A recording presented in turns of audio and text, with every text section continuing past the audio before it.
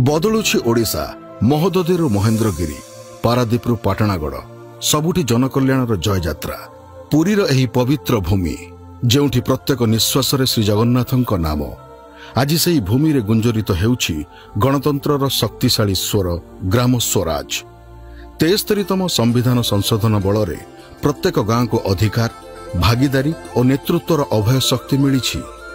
अर्थ commission अनुदान राशि सीधा सड़क ग्राम पंचायत अकाउंट को प्रदान करा जाई आर्थिक सशक्तिकरण को सुनिश्चित करा जाइछि।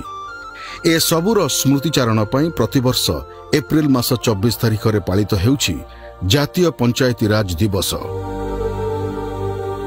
ओडिशा को रूपांतरण धारा रे शामिल करी एक समृद्धशाली राज्य गठनर स्वप्न को सफल करने दिगरे धावमान राज्यर 6794 ग्राम पंचायत।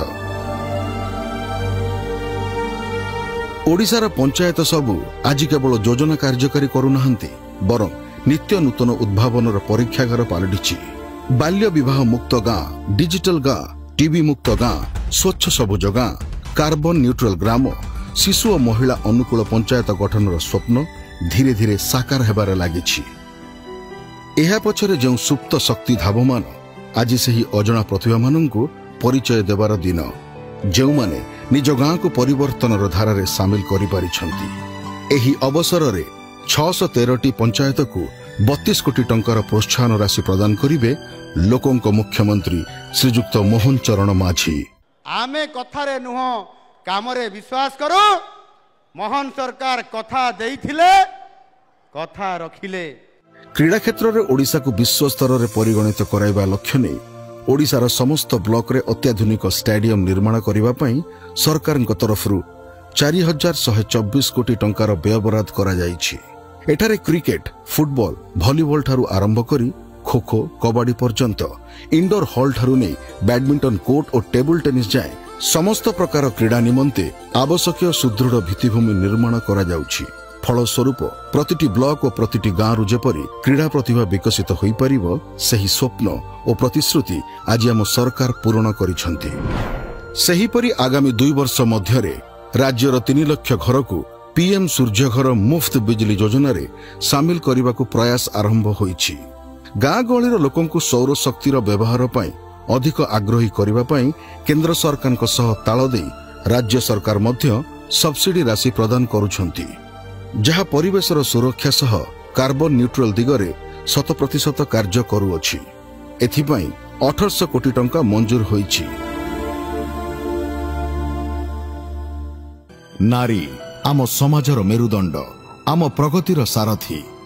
राज्य तथा राष्ट्रर प्रगति पई महिला मानक समृद्धि और सशक्तिकरण अपरिहार्य जहाको प्राधान्य देई आम यशस्वी प्रधानमंत्री नरेंद्र मोदी और आम प्रिय मुख्यमंत्री मोहन चरण माझी महिलांक समृद्धि को देइछंती विशेष गुरुत्व। एही क्रमरे ओडिशा सरकार सुभद्रा भली राज्य इतिहासर सर्वबृहत महिला सशक्तिकरण योजना प्रणयन करिछंती। आज पाखापाखि 2 लाख नूतन हिताधिकारी को सुभद्रा योजनार प्रथम और द्वितीय किस्ती पई प्राय 200 कोटी टंकार सहायता राशि प्रदान करा जाइछि। सुभद्रा रे पंजीकृत होइतिबा समुदाय 1 कोटी 9 लाख रु ऊर्ध्व महिलांक मध्यरु आजिर 2 लाख को मिसाई अद्यावधि 1 कोटी रु अधिक महिलांकु 2टी किस्तीर 10,000 कोटी रु अधिक सहायता राशि प्रदान करा जाइछि जहा सेमानकु सशक्त एवं स्वावलंबी करिछि। यशस्वी प्रधानमंत्री संकल्प को वास्तवतार सजाई शेष योग्य हिताधिकारी निकटरे खाद्य पहुंचाइबा उद्देश्य रे 6 लाख नुआ हिताधिकारी को नूतन राशन कार्ड प्रदान प्रक्रिया आरंभ हेउछि। राशन कार्ड डेटाबेस को स्वच्छ पारदर्शी करबा पई आधार भित्तिक ई-केवाईसी को बाध्यतामूलक करा जाइछि। नुआ सरकार 5 लाख मृत व्यक्ति और 1 लाख अयोग्य हिताधिकारी को राशन कार्ड तालिकार हटाई वंचित योग्य हिताधिकारी नाम को खाद्य सुरक्षा योजना रे शामिल करि पारिछंती। मान्यवर मंत्री श्री रविनारायण नायकों प्रत्यक्ष मार्गदर्शन रे एक समृद्धशाली राज्य गठनर स्वप्न को सफल करने दिगरे धावमान पंचायती राज और पानीय जल विभाग मानव संबलर विकास करी विभिन्न पंचायत रे अधिकरु अधिक नूतन पदवी सृष्टि करा जाई विकास को त्वरान्वित करा जाई पारिछि।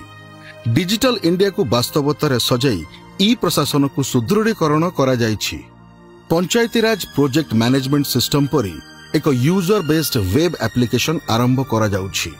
एहा सह पंचायत समिति बैठक को ऑनलाइन तदारख करने निमंते ई पंचायत सभा पोर्टल विकसित होई अछि। राज्यर समस्त पंचायत को गोटे प्लाटफॉर्म रे उपलब्ध कराइबा उद्देश्य रे विकसित होईछि एक अनन्य पोर्टल, जेउठारे निर्वाचित जनप्रतिनिधि और अधिकारी बयस, शिक्षागत योग्यता और अभिज्ञता आधार रे प्रोफाइल रो वर्गीकरण करा जाई पारिछि। एहा द्वारा पंचायतर भित्तिभूमि, आईएसओ सर्टिफिकेट, चैम्प बाय एक्शन, पंचायत लर्निंग सेंटर स्थापनार स्थिति सह क्षेत्र परिदर्शन और दैनिक कार्यक्रम रियल टाइम मॉनिटरिंग रो सुव्यवस्था होईछि। विकास की रफ्तार आने वाले समय में और तेज होगी। दीर्घस्थायी विकास लक्ष्य को साधित करिवार दुर्बर इच्छा शक्ति नहीं 4.5 कोटी ओडियांक आशा विश्वासर प्रतीक मान्यवर प्रधानमंत्री और मुख्यमंत्री डबल इंजन सरकार रे एबे राज्यर पंचायत सब पलटिछंती विकसित ओडिशार मनोज्ञ रूपकल्प।